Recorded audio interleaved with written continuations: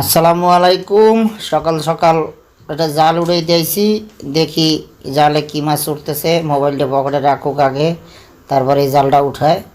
আসলে রাত্রে শুধু জালটা এখানে মানে পাইতে রাখছিলাম, তো এখন সকালবেলা দেখি যে শুধু জাল ধরে টানাটানি করতেছে।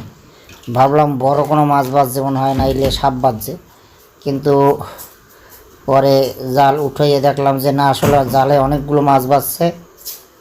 পুঁটি মাছ, তারপরে আপনার পাইতরা মাছ, তারপরে চিংড়ি মাছ, টাকি মাছ, শিং মাছ, গুলশা মাছ, বিভিন্ন ধরনের মাছ বাজছে। জালটা উঠিয়ে নেই, আপনাদেরকে দেখাচ্ছি যে আসলে কত সুন্দর। আসলে মাছ ধরার পর সময় মানে যে একটা আনন্দ, সেই আনন্দটাই অন্যরকম। দেখেন এই যে গুলশা মাছ, বাইলা মাছ, এই যে কত ধরনের পাইতরা মাছ, কত ধরনের মাছ আছে। দেখেন দেখেন জাল একদম মানে ভরে গেছে মাছে।